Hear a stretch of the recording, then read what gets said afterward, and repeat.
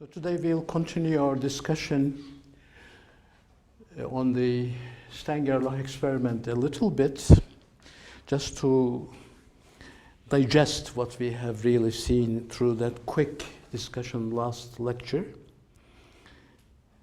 I have already mentioned that some people consider this as the most important physical experiment in the quantum theory.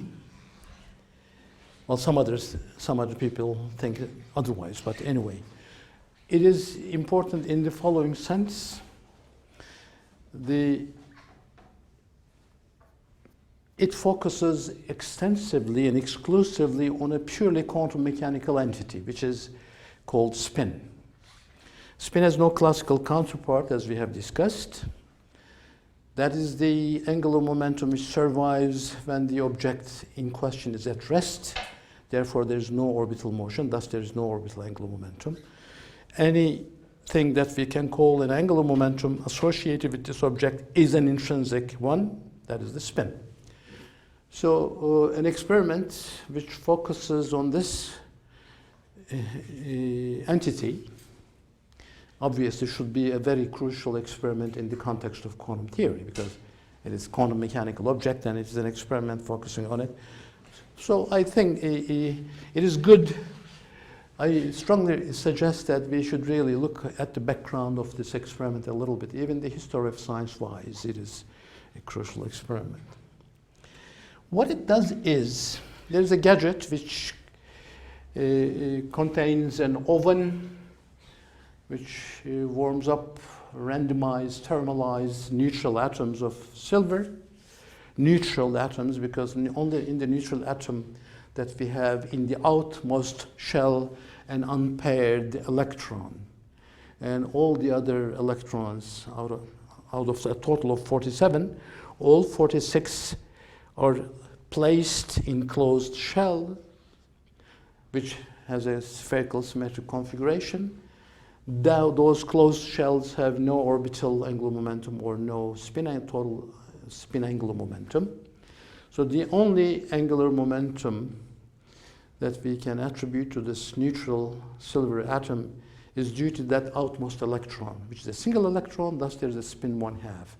Well, this, you may say, a quantum mechanical discussion we borrow from the future to illustrate an example which is based on sort of classical or semi-classical reasoning. That's true.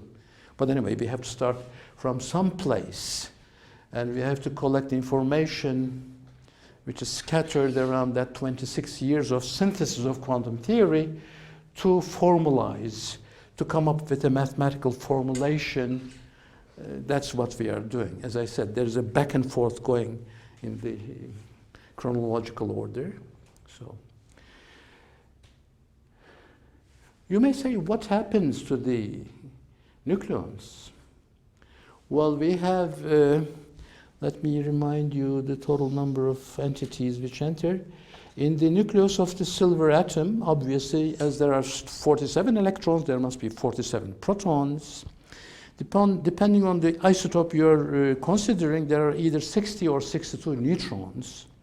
So altogether, there's about 100 nucleons inside the nucleus. A nucleon, protons or neutrons, are about 2,000 times heavier than the electrons. Therefore, altogether, this nucleus carries the entire mass. And as far as a single electron is concerned, it is 200,000 times more massive than an electron. Whether electron is 50 in number, 47, doesn't matter, because it is 500,000 electron volt in mass. You say, how does come into rescue of our neglection of the spin of the nucleus? Well, we know, at least from semi-classical reasoning, that the magnetic moments, well, if there is a current, think of semi-classically current loop, then there is a angular momentum, obviously, because it's a loop and there is a circular motion, and there is also a magnetic moment through this current loop that you can compute from outside. And this angular momentum and magnetic moment are proportional, and the proportionality constant from magnetic moment to the spin is inversely proportional to the mass, remember?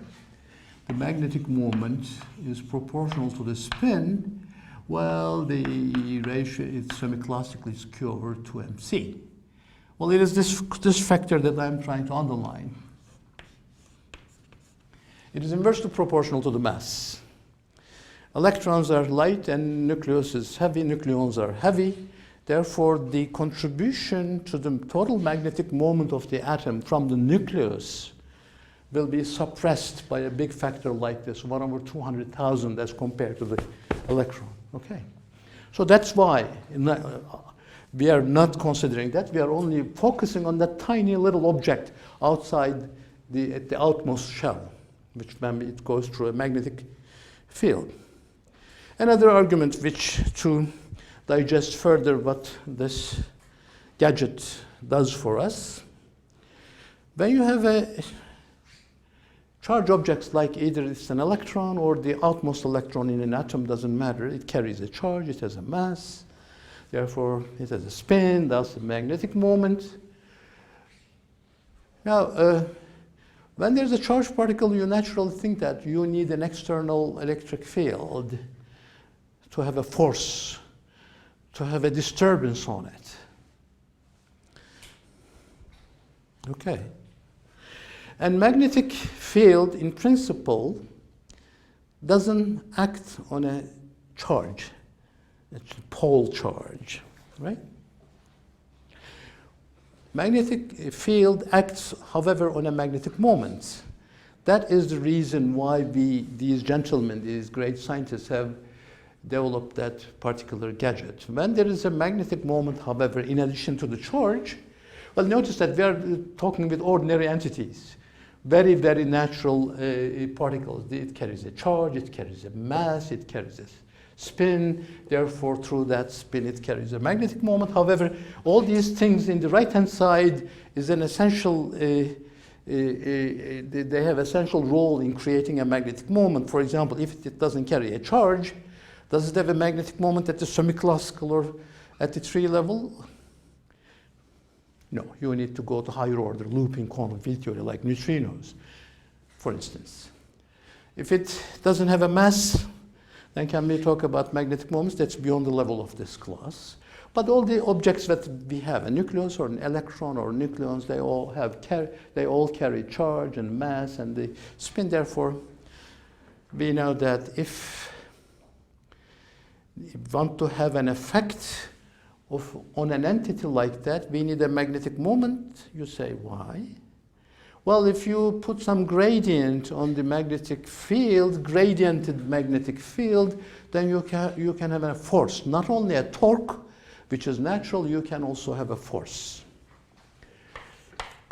Again, using the semi-classical reasoning, thanks to the fact that the entity, the silver atom is very heavy, right? It carries about 100 nucleons. It's very massive object. So you can sort of talk about the paths, trajectories, approximately, although I'm entering into the realm of quantum theory. So there will be a force, obviously. In conservative systems, as you remember, the forces are minus the gradient of the potential energies. It's very classical. If you go to the quantum theory, you have to express this in terms of the expectation values of the operators that we are going to enter soon, and write the Ehrenfest theorem vis-a-vis the expectation values. But anyway, this is semi-classical. We are proceeding step by step. So when you remember that this additional interaction potential energy of a magnetic moment in a magnetic field is minus the magnetic moment dotted into the B, then this becomes mu dot B. This is an intrinsic property of the particle. Obviously, it is not affected by this gradient operation.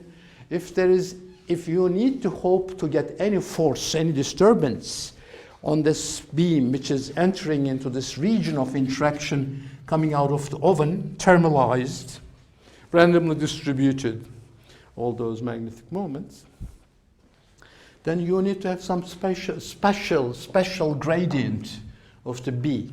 That is the entire innovative idea of the Stenger-like gadget. So what if I go to the component language, it becomes, okay, my mu j di bj. It's repeated indices in this class are always to be understood to be summed over. Now I have gone through this in detail, what should be the profile of the B.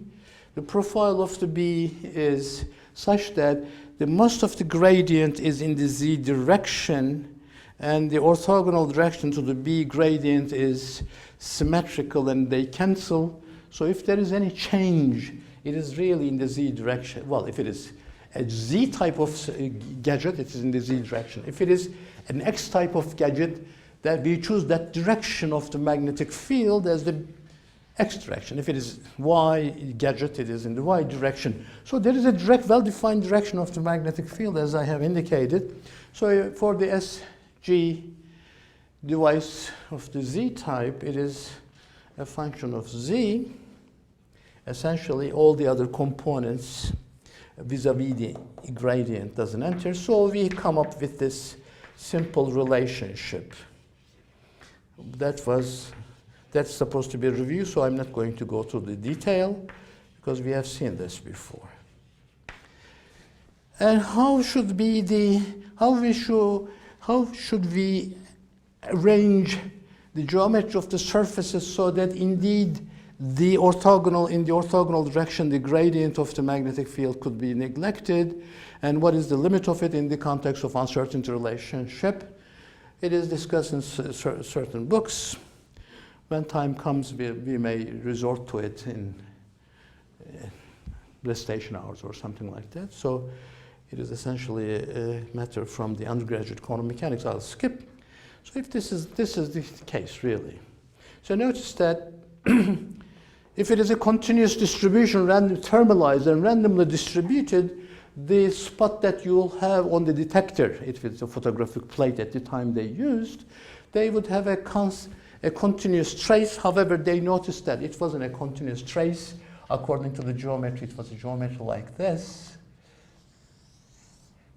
So classical physics would imply that they would have such a dark trace on the photographic plate, but actually what they had obtained was a trace of this form, which obviously was an indication that this thermalized beam of neutral atoms heated up in the oven, entering into the Stengerla gradiented magnetic field region, comes out of it in a split form in equal intensities. There is one moving in the upper z direction, and there is another beam moving in the minus direction with equal intensities, obviously meaning that this mu in the z direction magnetic moment, thus the S, has either an up parallel component to the external magnetic field or anti-parallel component, either or, two. That we call this a z direction, that's obviously totally random and arbitrary. It's a mnemonic, it's a labeling. You could give it any other name, x or y axis. It would be again the same. The original thermalized, so-called randomly distributed unpolarized beam would be split into two along the magnetic field direction. One is aligned in the parallel direction, the other anti-aligned, anti-parallel direction. That was the lesson we have extracted. This is an experimental, and what we are trying to do since last hour was to describe this historical experiment, which took place at quite an early stage in the advent of quantum theory, actually 2 years before the synthesis was completed in 1926. So that, in that sense, it is very important. It plays an important role. That there is so much could be extracted from an experiment Even we didn't have a full understanding on the nature of the quantum theory is amazing. Okay. So now let's move in the direction of developing a formalism to describe this quantum phenomenon. Obviously, something quite peculiar and something quite unusual is happening at this level, in this regime, but that we call quantum regime. Already as an introduction in a lightning review last week, I have mentioned that there were some paradoxes, some unusual phenomena which were met in the atomic scale at the turn of the century, which couldn't have been explained by using the by now complete and beautiful paradigm of classical physics, unifying or embodying the Newton-Galileo description of the mechanical phenomena, and Maxwell, eventually Hertz technologically, description of the electromagnetic phenomena, the waves. And eventually in 1905, with that great discovery of Einstein, of the special theory of relativity, which is sort of a generalization or perfectioning of the Galilean version of relativity, we had a wonderful paradigm of classical physics going by the name of Newton, Galileo, Maxwell, and Einstein. In that sense, the mismatch in the very characters of the Maxwell's and Newton's equation vis-a-vis the symmetric transformations, it was eliminated by Einstein. That's the reason why I put the name of Einstein with these other two gentlemen. And Einstein could be the last of the great classical physicists, really, although he is the founding father of the quantum theory as well.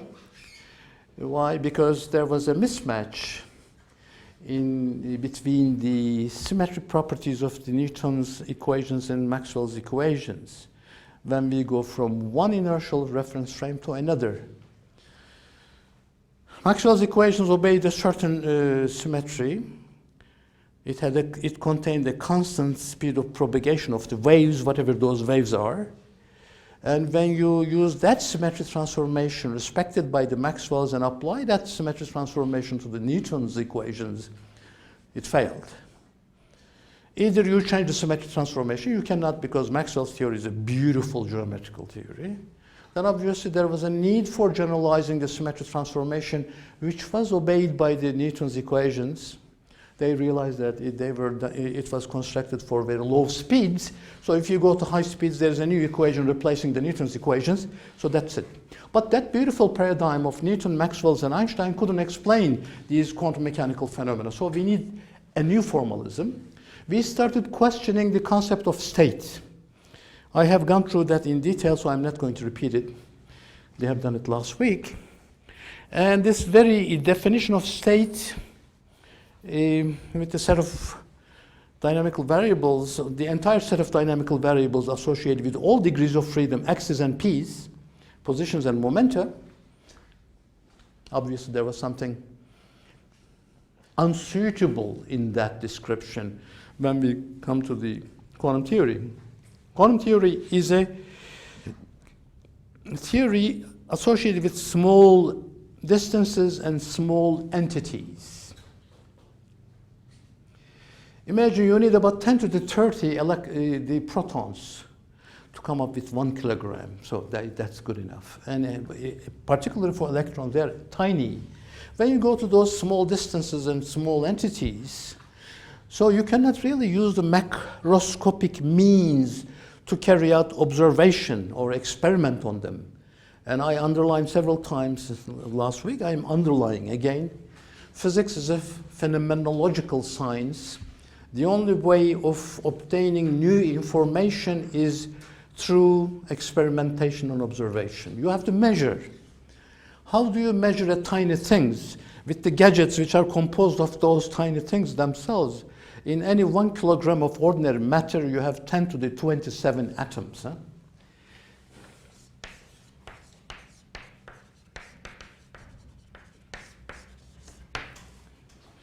So if it is 10 grams of ordinary matter, you have 10 to the 25 atoms in it. If you have a ruler, there are 10, in each 10 gram of it, there are 10 to the 25 atoms.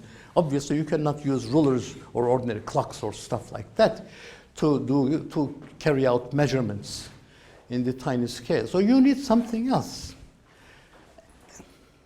What are those something else?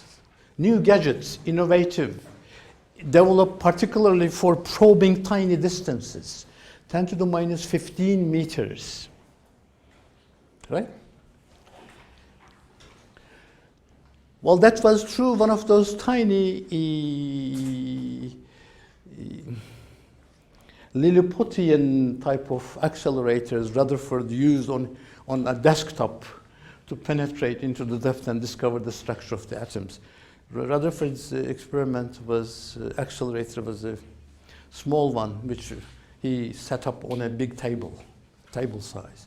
Now imagine the one at CERN, LHC, 27 kilometers in circumference, and 10 tera electron volts of energy. So from where to where? Obviously, when you need to probe deeper and deeper into the small distances, you need more energy. You say, again, you're borrowing from the future. I'm using uncertainty, right?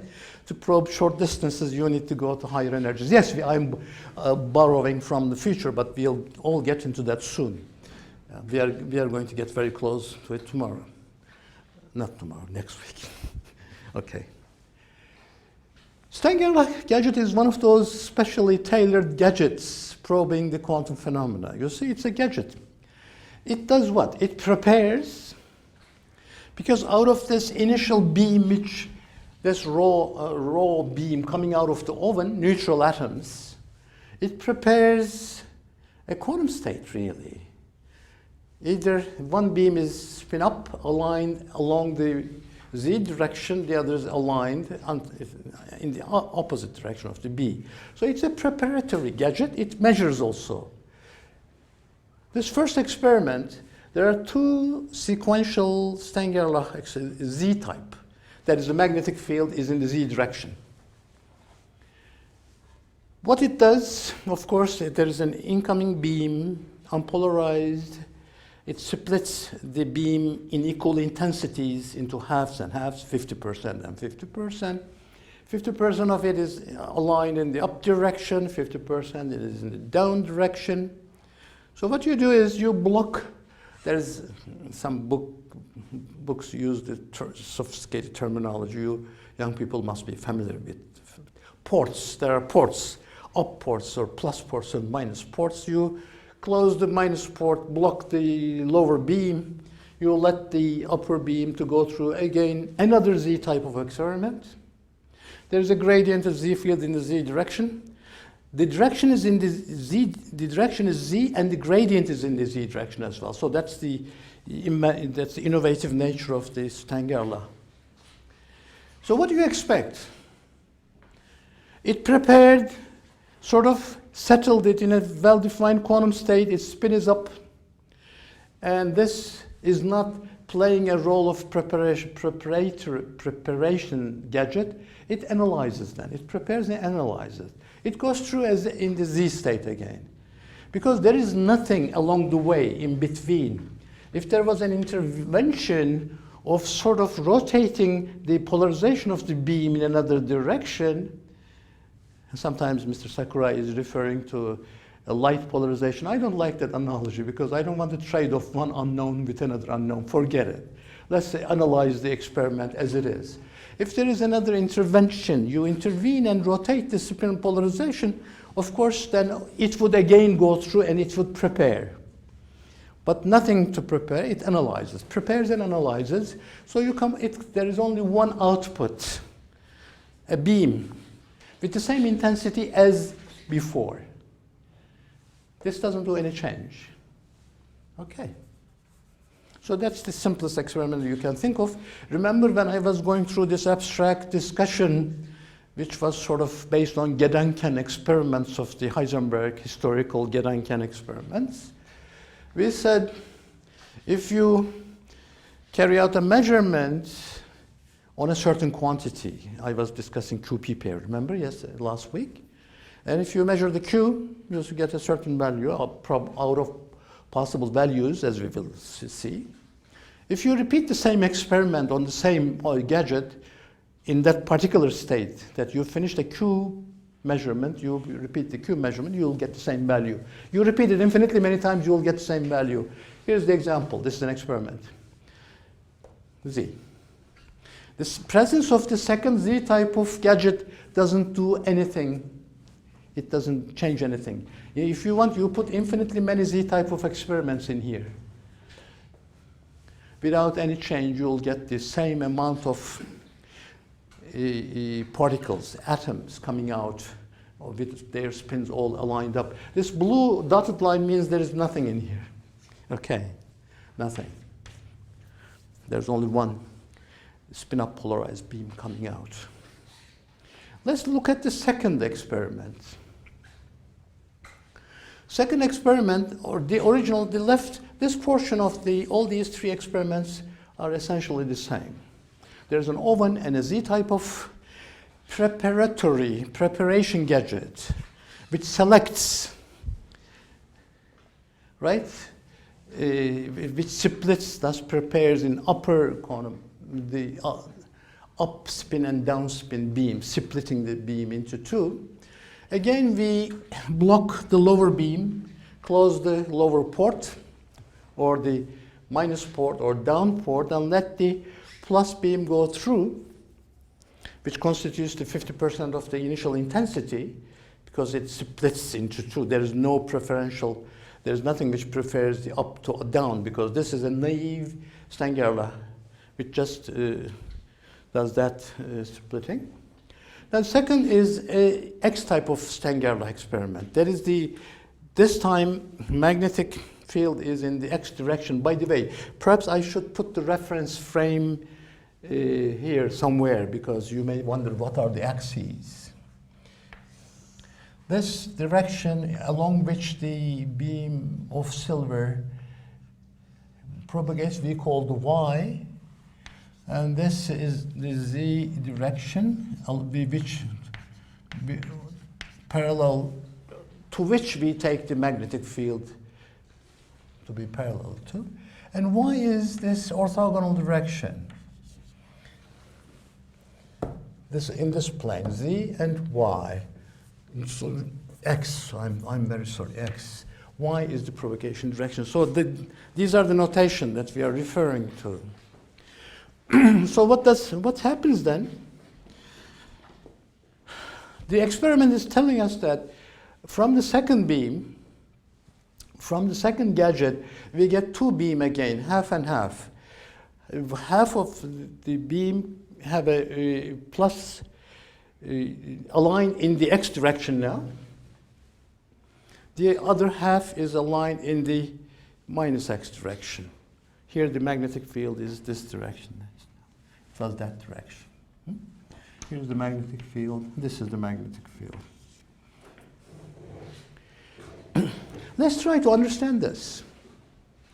On naive, quick attempt of interpretation, it's not interpretation, it's an attempt of interpretation, may say that this incoming Z up polarized beam contains half of the beam to have a plus X polarization and half of it minus X polarization, together with the plus Z polarization. If that is really what enters, and you would say that's what comes out. Not only that, it was polarized in the Z direction in a hideous manner.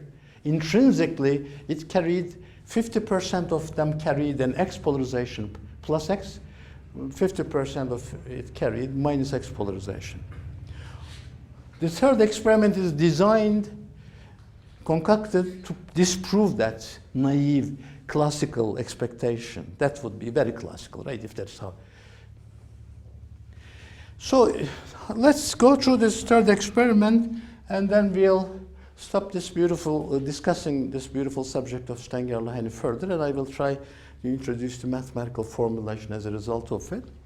So this, again, the first part is the same as the second experiment. It's a Z type of Stengerla. The lower beam is blocked. I didn't put the labels on it, but let's do that if you want to feel comfortable. We block the minus Z polarized beam, and we let the upper beam to go through the second gadget, which is again X type of Stengerla.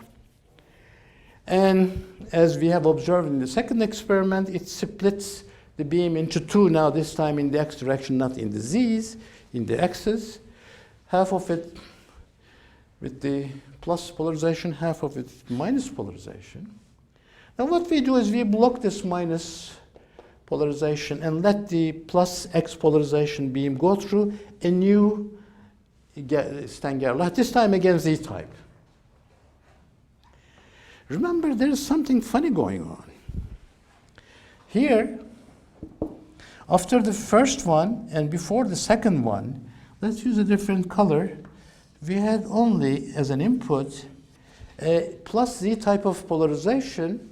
At the end of the day, after these two steps, we had not only that, but also this. So, this, remember we had a naive interpretation of this one. We said the input beam carried only plus Z type and with equal weights plus X type and minus X types. If that is so, we let the X type go, but this information should have been carried over. Only plus Z type. However, we generate a minus Z type of polarization. Well, that is the end of this beautiful discussion of Stengerla. It's telling you the following important, the main lesson that we can extract is when you carry out a quantum measurement, the quantum state is, the correct quantum state is the state that you obtain at the end of the measurement process. Any previous information before you intervene or you interfere to carry out a measurement is lost. This intervention or interference on the system causes to generate a new quantum state. It goes by the name of collapse, collapsing into that particular state. Measuring causes the system to collapse into a very particular state out of all the possible quantum states that we will see. That is, this argument was due to a great scientist, Dirac again. And some people call it jumping of a state, or collapsing of a state is much better. So measuring collapses the system into a state, and any previous information is lost. Finished. So, well, of course, you may wish to construct these states or the X plus minus states in relation, in terms of each other, and you may establish an analogy with the classical polarization of light. I don't want to call it photon, because when you call it photon, there's quantum theory again. That's something unknown. So I don't bypass that. I don't like it. I think it's, as I said, a trade-off of one unknown to the other. But I think we learned a lot. We learned a lot, and we can start abstracting information from those physical observations. One thing is clear: the order is important in the measurement. The order is important. The order of measuring dynamical variables is important.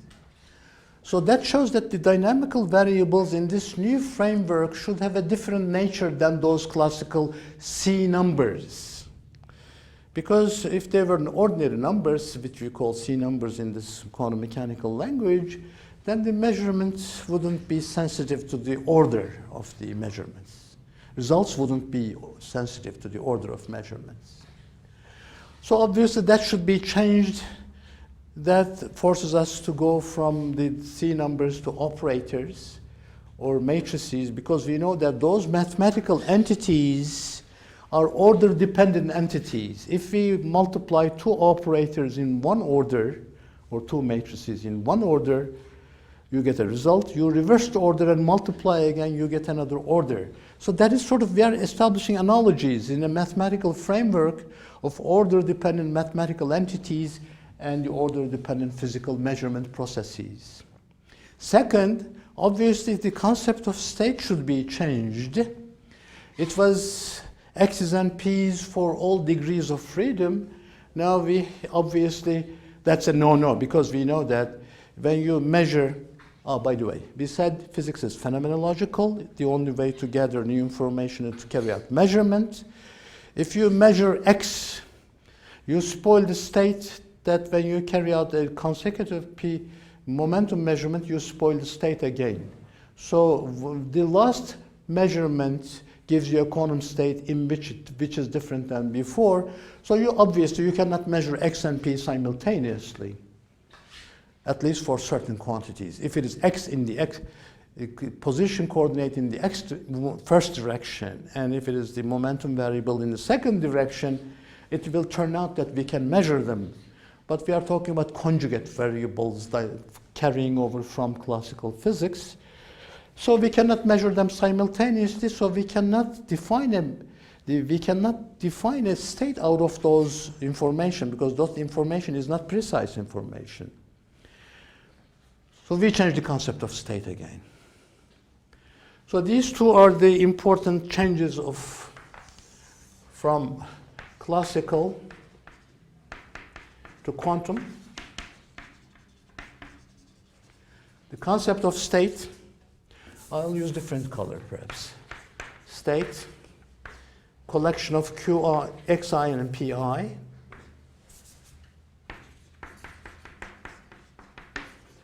And dynamical variables. Obviously, these are the dynamical variables. They are central. And when we go to quantum,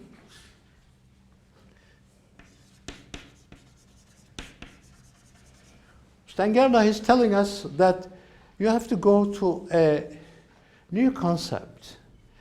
The states should be vectors in an abstract Hilbert space, abstract vector space.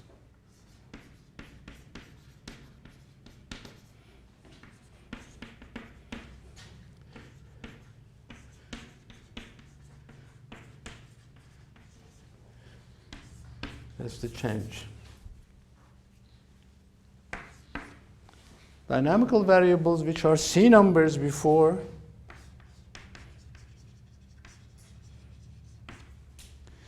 should be changed to Hermitian operators.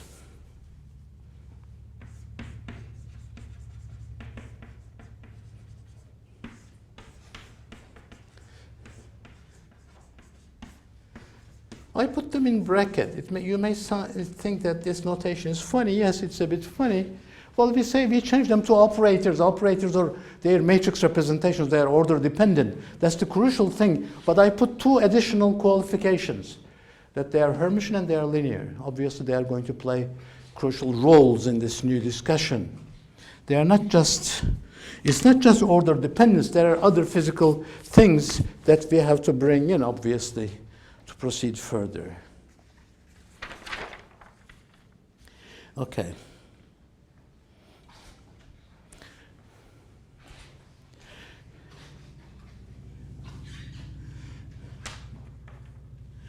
Well, we may have, when you have a vector space, linearity is also an additional qualification. Then, of course, the first thing which comes up to be tackled with is the dimensionality of this vector space.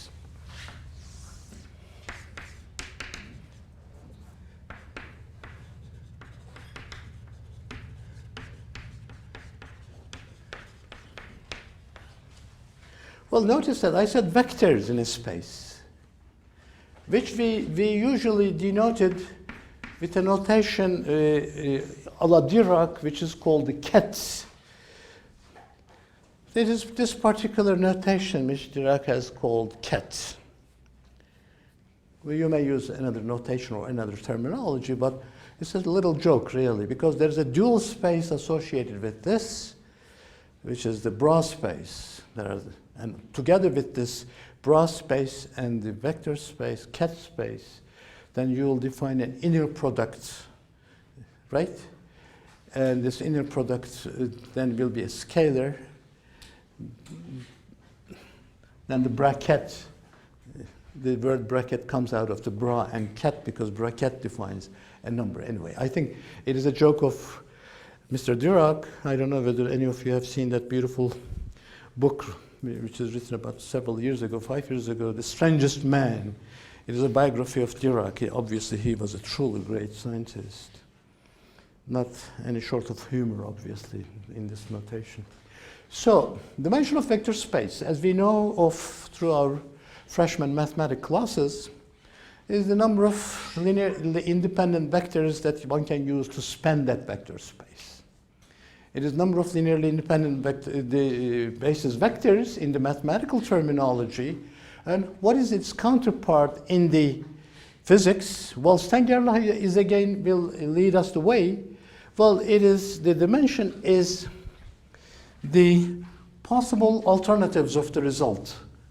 Or what are the number of alternatives? The beam is split into two.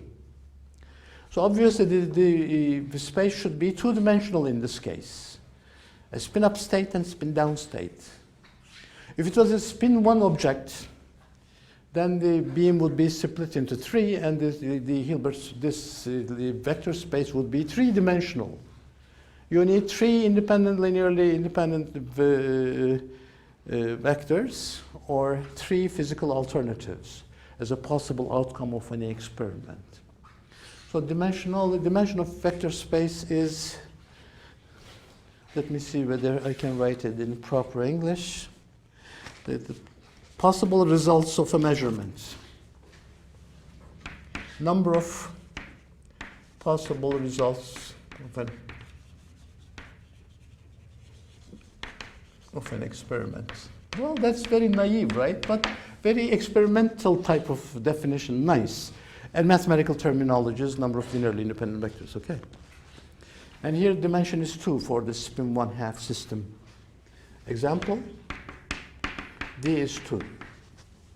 Example of Stengerla whenever I refer to that, okay?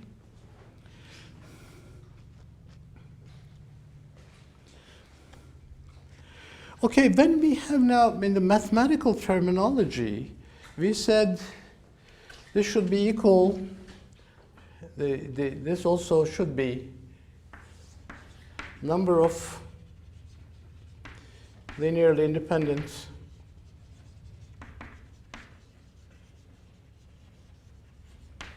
basis vectors. That's mathematics, that's physics. Now, what forms a basis? What are the properties of a basis? If I had an ordinary two-dimensional space, this is obviously different. That's the abstract vector space. Now, let me emphasize that this is an abstract vector space composed of these abstract vectors psi. And you may have an ordinary space, like two-dimensional, the plane or the top of the table, or this three-dimensional room, or a single line along this rim of the board. This is a one-dimensional world, that is a two-dimensional world, all physical, in the physical space, and three-dimensional world. What are the properties of the basis vectors? Well, first of all, they are orthogonal. I'm sorry for this elementary discussion, but we have to build on it. And they have to be normalized. And more profound and a little difficult to appreciate is complete.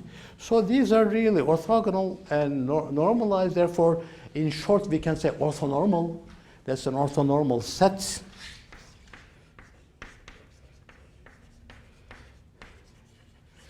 And complete. Well, in this room, for instance, we can choose a reference frame, a la Mr. Descartes, and three legs, and we define an origin, and we can define all the points in here with respect to that reference frame, and then any vector in this, any point in this space, then be represented by a vector relating that point to the origin. And in that case, if it is ordinary space, the V, here, that's too trivial. I'm not going to get rid of that beautiful picture for the sake of this. Well, this is, as you recognize, an ordinary three-dimensional vector, right? There is these basis vectors.